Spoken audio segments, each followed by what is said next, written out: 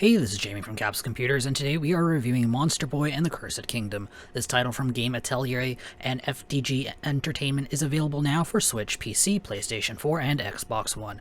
At the time of recording this video, the game cost $29.99 US or $44.90 Australian. Monster Boy and the Cursed Kingdom is the spiritual successor to the Wonder Boy franchise. Developed in collaboration with the Wonder Boy creator Ryuichi Nishizawa, the players take on the role of Jin, a young warrior transformed into an animal along with the rest of the kingdom. He must now stop his drunken uncle's rampage by collecting the 5 animal orbs. The game's plot is lighthearted and a little silly.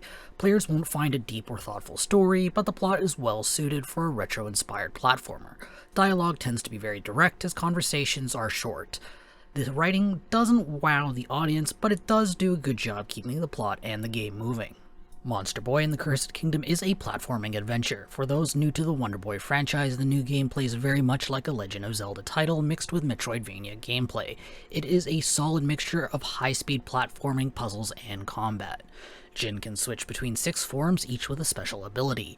Each form is varied enough to distinguish itself and find utility at some point in the game. In addition, Jin can equip a variety of upgradable items that will give him buffs and abilities like double jumps.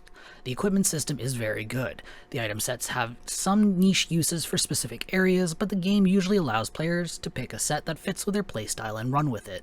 The economy is a bit frustrating at times. Grabbing coins requires a bit of manual work without the right piece of equipment.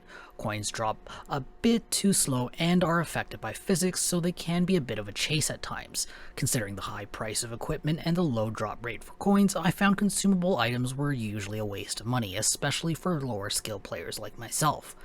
The level design is very good for the most part. The areas have an enjoyable mix of activities. Each area tends to emphasize one creature form, then sprinkles in some mechanics for the other forms to keep things lively. The bosses are well designed, often integrating some new mechanic introduced in the level with a traditional Metroidvania boss battle. There are some sections of the game that clearly pale in comparison. A few puzzles just aren't very logical or obvious. There's an odd jump that might be a few pixels off that makes the landing very difficult. The worst is certain areas like the Lost Temple having long sections with few checkpoints that punishes players with poor timing. I knew I was in for a bad time in the Lost Temple's chameleon encounter when the developer essentially threw in a free second chance potion in the previous room. The difficulty level in Monster Boy and the Cursed Kingdom is well balanced. While I enjoy Metroidvania games, I'm admittedly terrible at them. Monster Boy always put up a good challenge. I really like how the game takes some mercy on the players during boss fights. After dying around 10 times, extra health spawns throughout the fight. The controls are solid. The game is best played with a controller. Thumbsticks work well enough, but there are a few puzzles that require a bit more finesse from a D-pad. For PC gamers refusing to give in and buy a controller, Monster Boy does support keyboard and mouse. It works well enough as the game allows players to use almost every button on the keyboard for binds.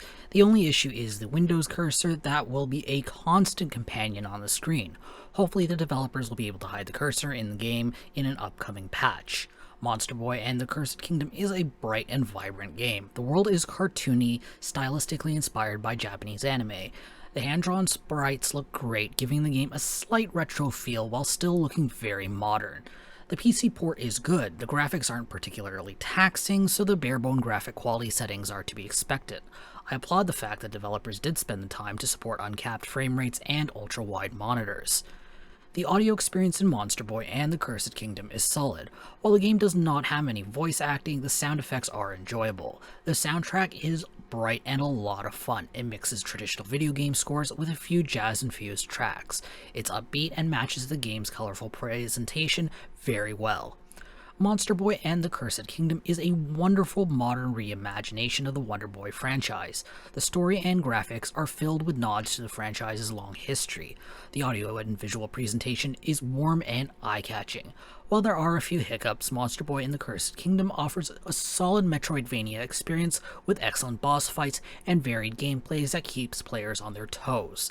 I'm awarding the game 8 capsules out of 10. If you want to read this review, be sure to check out the link in the description or in the video's card. I hope to see you soon. This is Jamie from Capsule Computers signing off. Hey YouTube, if you enjoyed this video, be sure to like it and subscribe to Capsule Computers for more awesome videos. If you're looking for more videos to watch, check out our review of the Blackout Club here on the left. If you're looking for another platformer, check out our review of The Messenger here on the right.